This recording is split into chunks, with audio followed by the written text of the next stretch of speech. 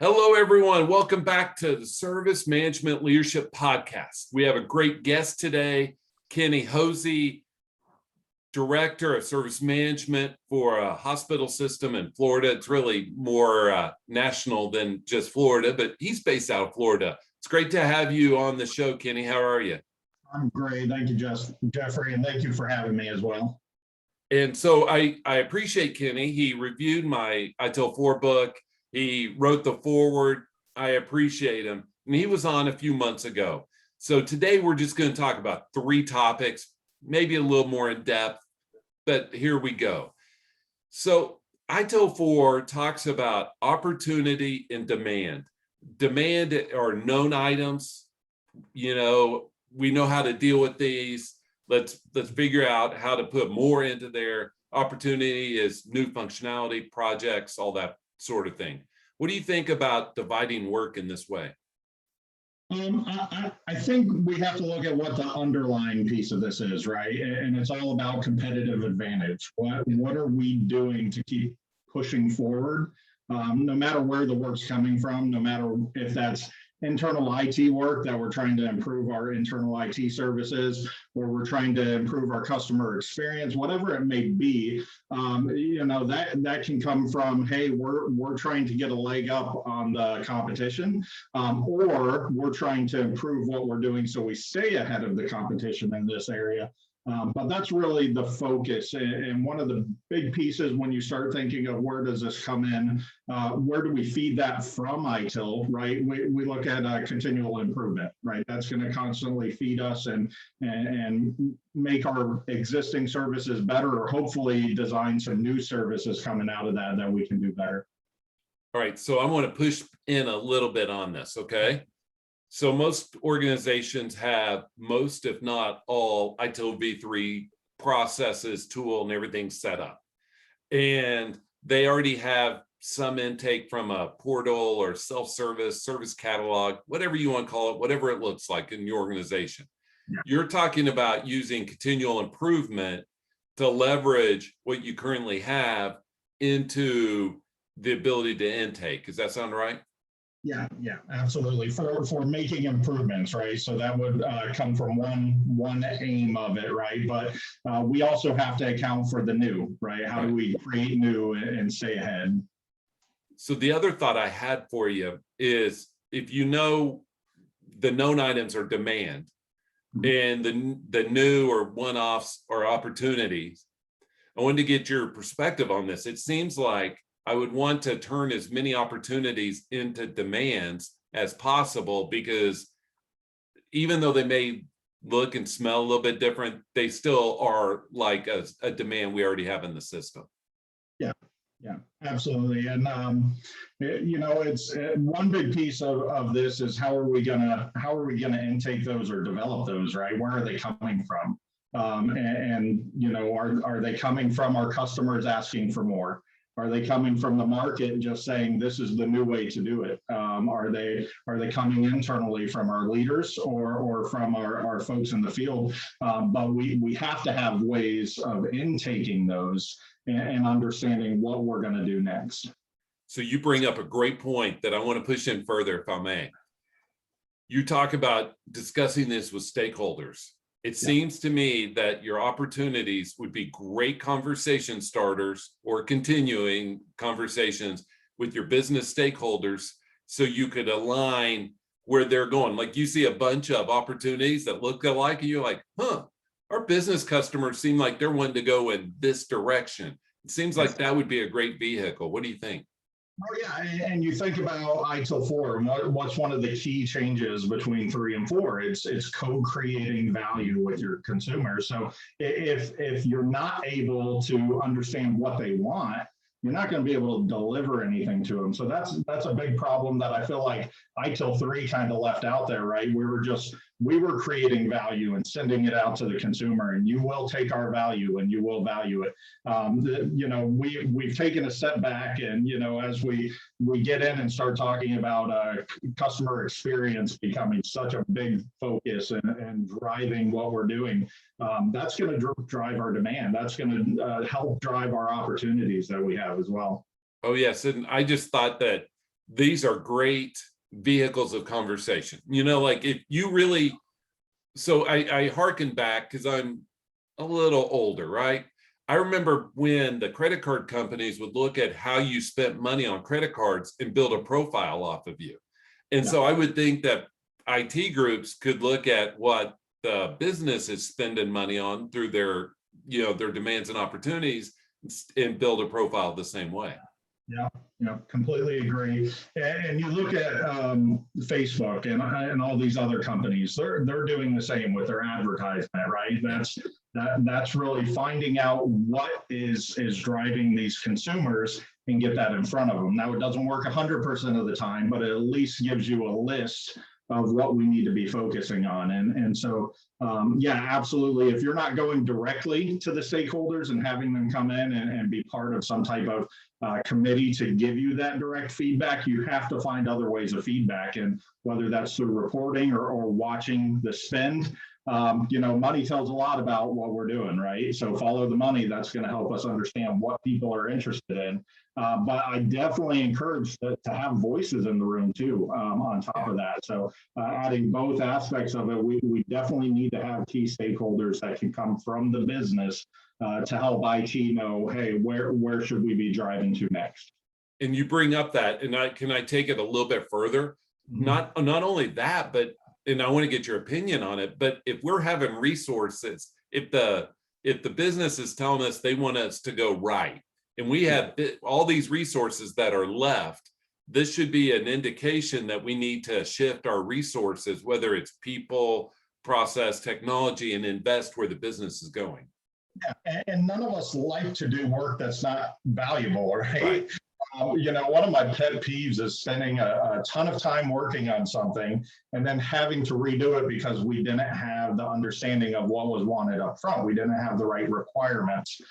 So a lot of times, we think about that only in the application development build outs or, as we're building out architecture. When we get into the architecture piece of it, are we really spending that same architecture time in the services space as well? Or are we just really trying to reserve architecture for applications and hardware and our infrastructure? So that's one thing we really need to step back and say, as we talk about demand and where that's going to be coming from, are we set up to intake that and then plan for what we're going with going forward? Right, and our metrics should help us plan resource-wise. Yeah. So last question on this topic. So it's demands and opportunities. Should there be a third? Is there another type of intake that we should be thinking about? Not that the ITIL 4 authors missed anything, not trying to say that, but every organization's different. Is there another type of intake that you can think of?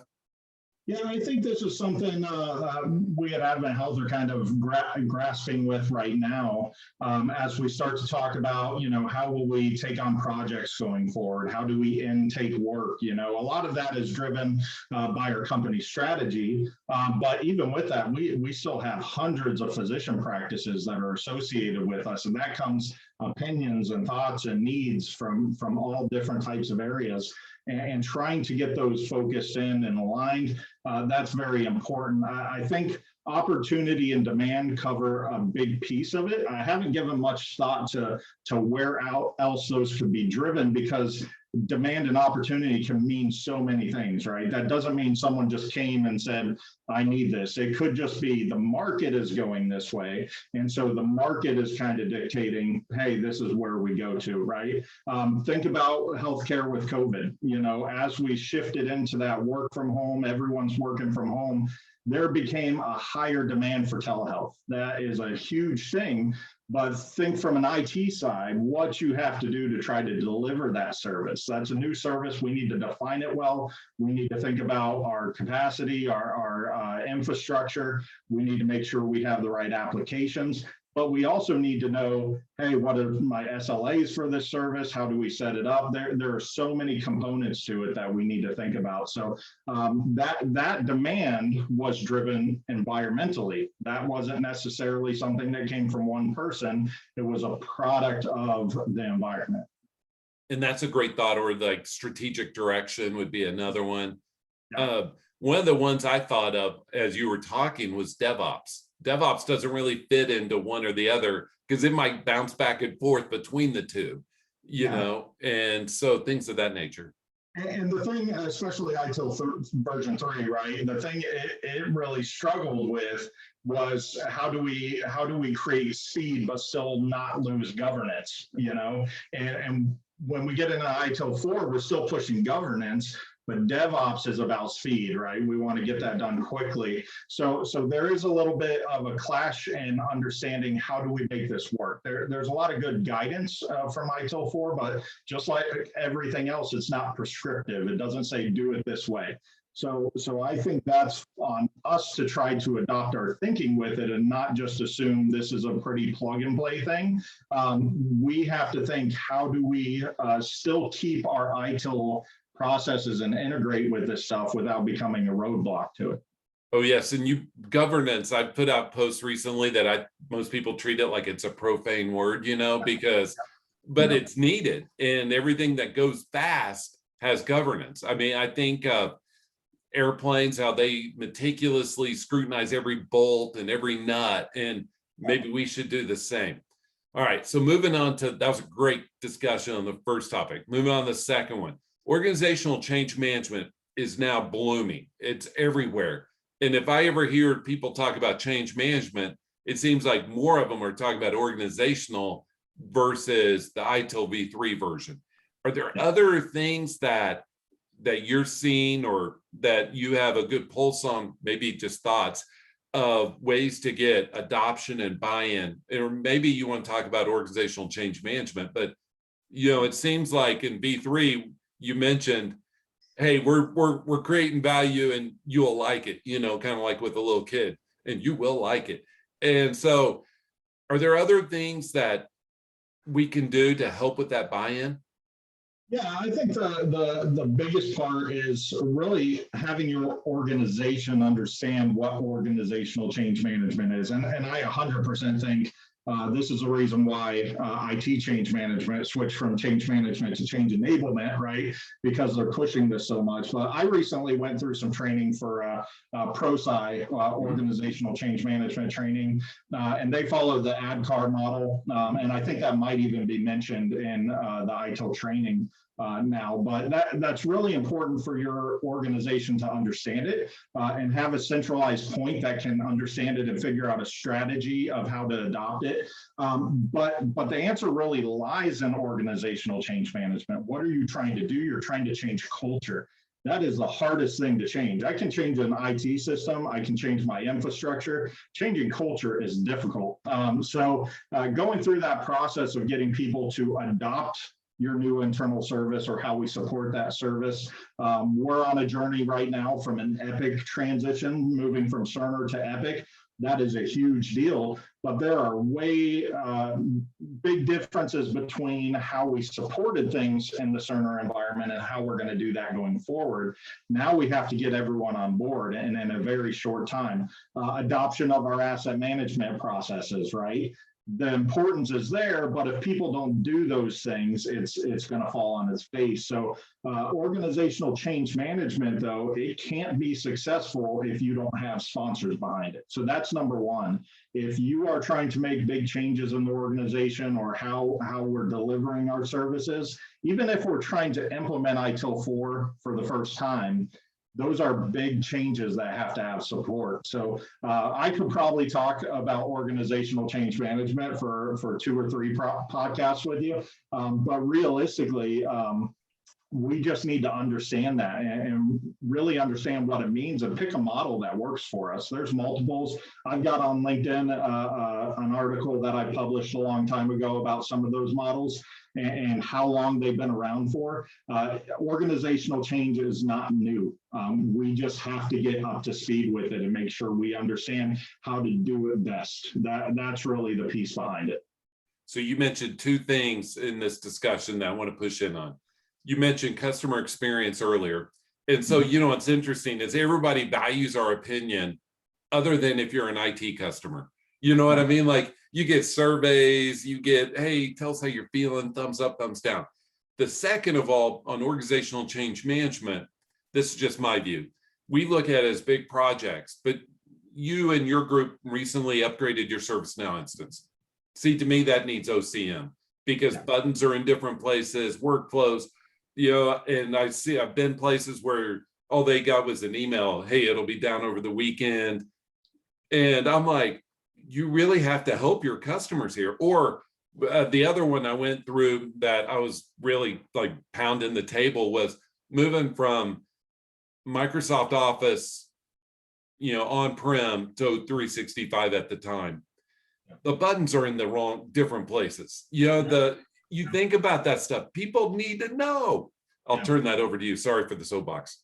And if you leave out a stakeholder, you better believe as a leader, you're going to hear about it. So that's the other big thing, right? But that's the importance of it. And that's the importance of having this as ingrained into your organization. We talk, everyone knows about project management. But why is organizational change management not a layer that lays right on top of that? That really should be one-in-one, how we try to get that done. And obviously, as we scale, that's going to change how much it's involved, right? But just like anything else, if we're not doing those and we don't have a defined process and defined model that we're following, we're going to fall flat on our face because everyone's going to start doing it differently if they're doing it at all. And then it just becomes a culture of thinking this is the way IT operates. And now IT as a culture has a reputation. And just like everything else, now you need organizational change management to change the opinion of IT's culture. So it's really tough, right? Yeah. And we've all been there, right? Walked into situations and everybody hates IT because of things that happened in the past. And, we have to start building bridges, breaking down silos, being collaborative. And you mentioned leadership. So much of it is a top-down push. We don't want to think about that because nobody that's not at the top wants to think it's that way. But usually what's important to the people at the top, it pushes its way down.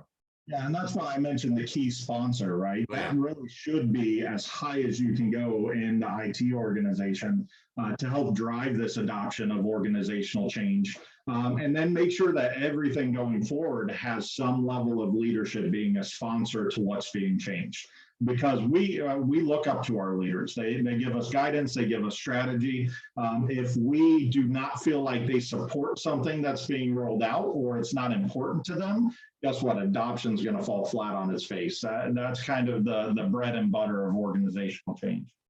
Right. And culture, people think, everybody likes the Peter Drucker quote of, culture eats strategy for breakfast, but nobody wants to think that their cultures could use improvement. But I see culture as the way like behaviors are allowed, the way that the regular employees carry out the company values, things of that nature, which leadership may or may not see, which is a very interesting dynamic that how leadership views culture and how the people on the floor experience it could be totally different. Yeah, absolutely. All right, so 2 great topics. Moving on to the third. In the book that you helped write the foreword, reviewed, I appreciate everybody that reviewed it. Just, we all have our blind spots. We all do. And the older I get, the more I realize I do. And having a wife and 2 teenagers, they're quick to point out and keep the catalog of them. But I talk about understanding where you are, current state. I call it a GPS moment. You came from Disney, right? You're at the theme park, there's a big map and it says you are here. And I talk about you need to understand where you are and then you need to progress iteratively. But I want to take a step higher level. I think that's pretty much how we should view transformations as a whole, not just ITIL 4. What are your thoughts on transformation strategy? Yeah, well, my favorite part of ITIL 4 is the guiding principles, and most importantly is start where you are. Because if you take a look at that, we are not gracious in IT. We do not give ourselves enough space. We do not give ourselves enough credit for what we've done. And we always try, a new vendor comes in and presents this product and says, this is what you can do and how it all connects up to each other. And yes, you can, with an investment in that product, an investment in tons of people or services to help you get to that point. And that's great, but it doesn't layer in the complexity of your organization, the culture of your organization, how many people you have available to work on it, the other work that's happening. And so a lot of times we see this nirvana state of what salespeople pitch to us, and we think we're failing here, we just need to redo it. And what ITIL 4 says is, no, you've done a lot of work. Stop, think about where you are, what you've gotten done. Sure, there's improvements to be made. We have some very mature processes, and we've been going on this journey of talking to other companies and really understanding where they are with some of the same pieces. And as we've done that, I found out we're doing really well, but I know what we can do next. So as we go and look at that, while we're beating ourselves up saying, hey, we could be doing better, there's other companies saying, I wish I was there. I wish we had gotten there. So we can't just throw away the past and all the work that's gone into it and the effort. And you know what? As you implement that stuff, especially with organizational change, if you've done it successfully, you've created a new culture and a new standard of where you're up to. So if you're now up to this bar, why go backwards? Start where you are, improve upon that. And that's really for everything. If we take a look at the lean methodology, right, and how we keep pushing forward, it's document what you have, find out where the waste is happening, and let's improve upon that, right? And that's really what I think ITIL 4 kind of pulls from as they've tried to implement a little bit of the Devops and the lean principles in there. That's really important. But the guiding principles all around, I feel like every company, every IT organization as well, should define what their guiding principles are, because that just makes things a lot clearer coming into the game, thinking that, this is the way I move forward as an IT employee here. But the thing is, leadership changes pretty quickly nowadays in organizations, so it spins. But focus on value. Everybody would say, hey, that's awesome. Let's figure out what our business customers see as value, and let's co-create that. Let's talk about optimize and automate. Hey, that sounds great too, right? Let's talk about collaboration and removing silos. That sounds great. And so, we could talk about all of our transformations in that lens.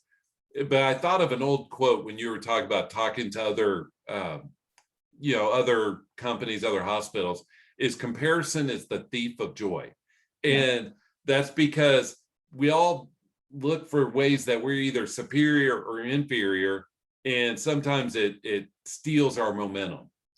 Well, yeah, and as part of this, because actually you mentioned something there, comparing to other healthcare, we actually, not to say there aren't healthcare providers that are doing it better in some of the areas, but we actually ended up going to look outside and start looking at other industries, how they're doing, just trying to find out who's doing it better, right? And that's a big piece. So it kind of matches up what you're saying. We're trying to see where we're not meeting the bar. And I actually have a couple times had to say, let's slow it down and take a look at where we are exceeding some of these pieces and celebrate that, right? Because if we don't celebrate it, we're going to look like we're just chasing this never-ending dream, but we're making things better every single time. I take a look at, I'm about to hit my 6-year mark here at Advent Health, and I take a look back at what we had when we started, and it's not me, it's the teams that have done it and the vision that goes around it, but it's incredible. And we talk about how long an upgrade used to take. I want to say we're up to like a 2-week upgrade with ServiceNow, with 0 downtime. I think maybe less than a week freeze and production changes. We're just really pushing forward. That's without even having automation. So I know now we can think about automation, making that even better and taking the testing time even down lower. And so you really have to still give yourself credit and celebrate those moments. And that's probably more of a leadership lesson than an ITIL lesson, but that's very key. And don't let your employees and your coworkers and your company forget all of those things that we've done and the progress we've made.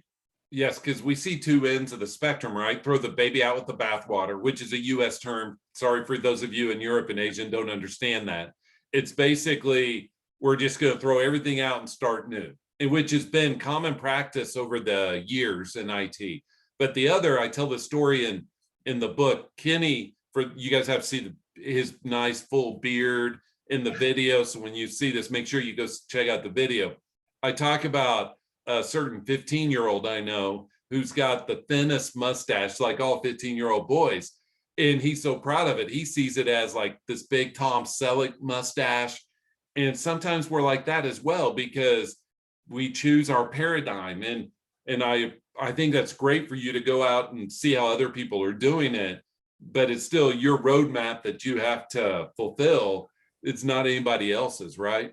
Yeah, and that's why I think that's a big piece. I know a lot of the conferences have gone virtual, but that's a big piece that's been missing since the pandemic happened. That was a good opportunity to network with other organizations, with other vendors that are out there, and really get those stories and understand where things are. But I always caution, let's not take our full area of where we're measuring ourselves at, that you are here. Let's not get that from salespeople, right? Let's make sure we get an accurate assessment of where we are.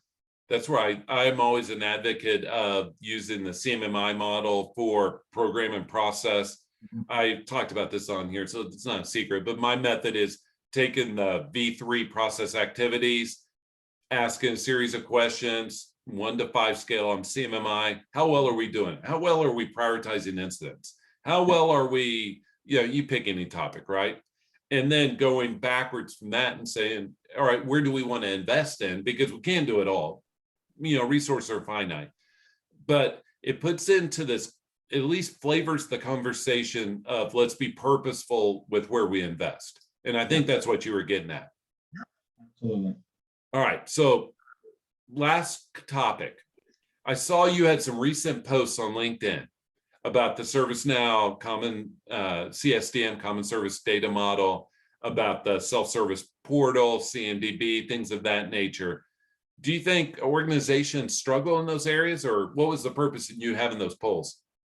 Yeah, I think the big part again is to figure out where we are in comparison to some other organizations out there. And this was a high level. We're having more targeted conversations with some organizations and getting demos and kind of demoing for them and just talking about what are you guys doing? What are your channels of service that you're offering? And it all goes back to the service experience, right? That's really what we're trying to improve and making sure we invest. So we're heavily investing in voice of the customer, trying to understand what they want to get out of this, how they perceive our services today, but also trying to say what are our opportunities that we have. And a big piece of that's investment, right? We own a lot of pieces. Our company uses ServiceNow currently. We use CA Service Desk Manager in the past. But as you purchase products, right, you're going to have different pieces that go along with that, and you're not going to be able to necessarily implement everything, right? So the big key for us is around strategy. Where are we going to spend our time focusing next?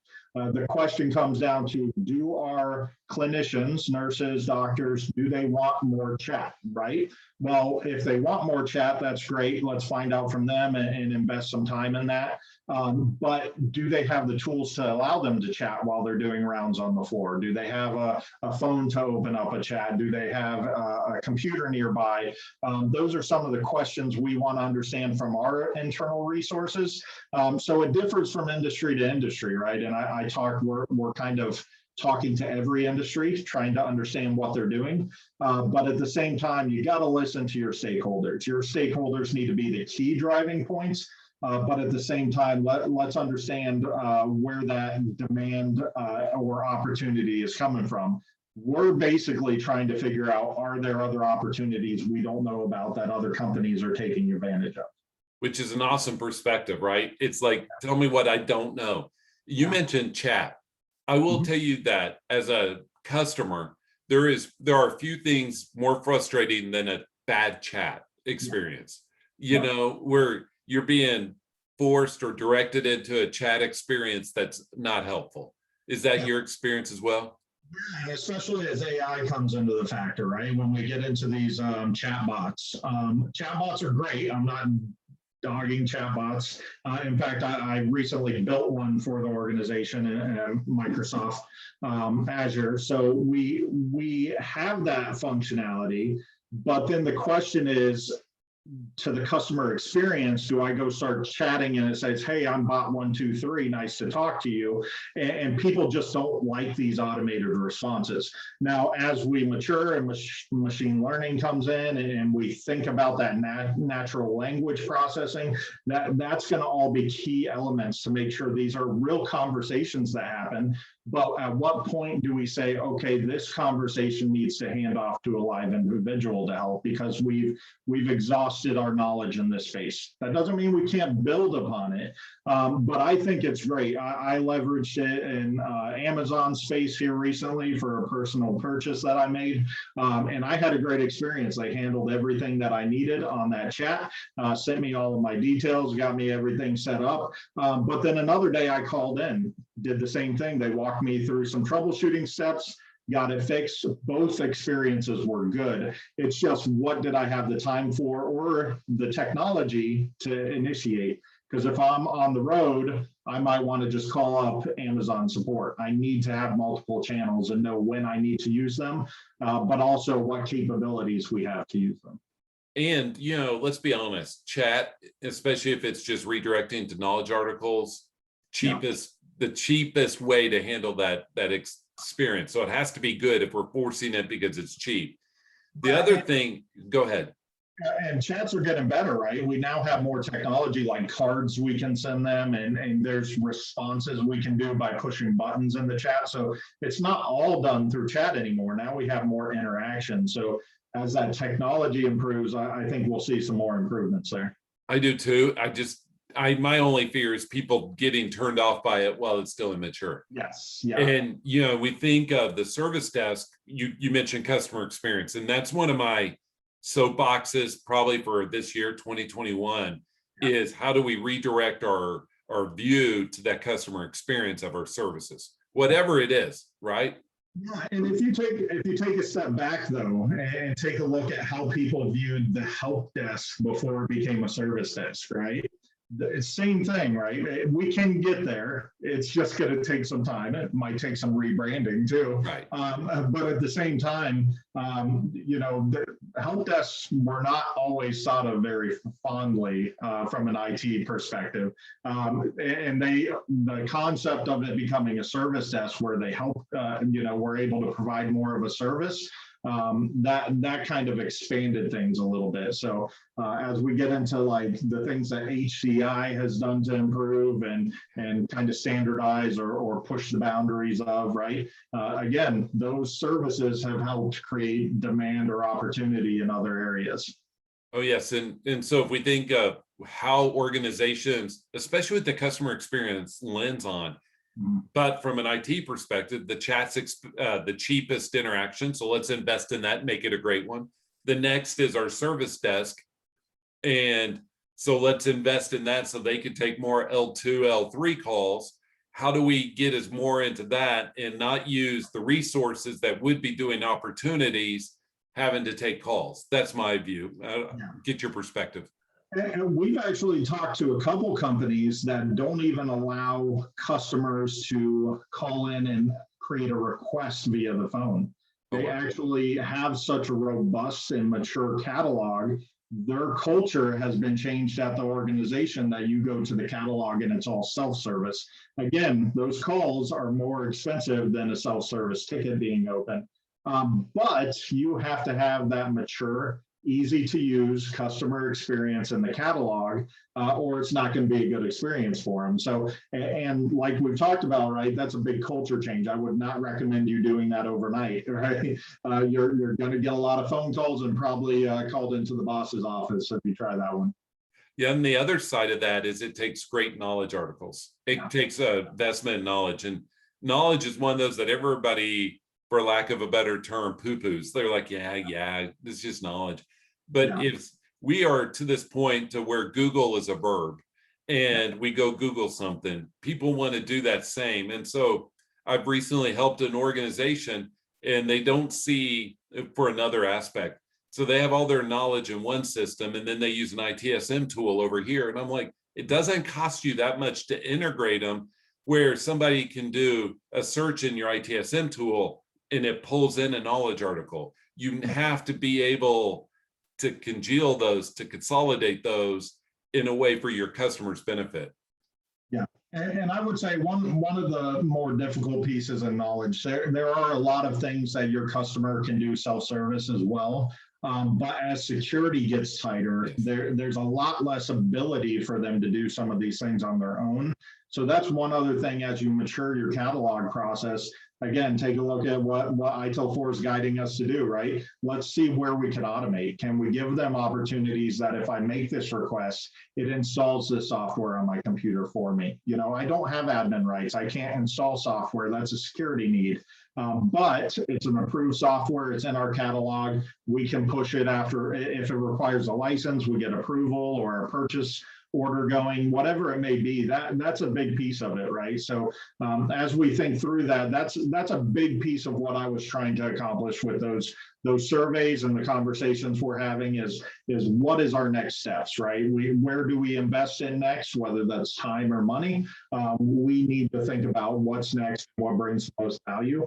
But also, you know, again, whatever we gain out of this information, we can't go create value and push it on our customer. Right. I need to bring the customer in as a stakeholder and say, yes, here's some things we're thinking about doing. Let's talk through which ones bring you value. And again, that's part of that voice of the customer we're trying to hear.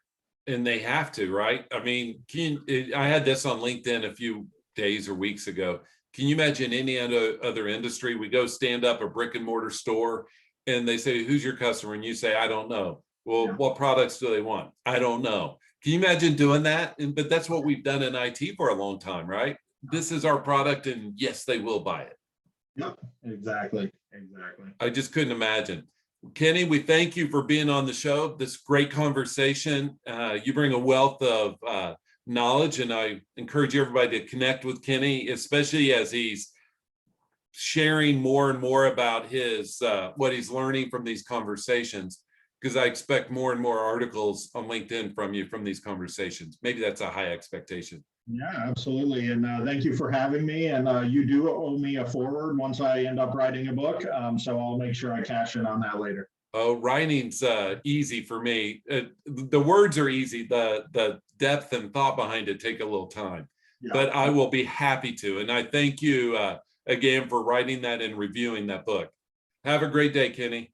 Thank you very much. Take care.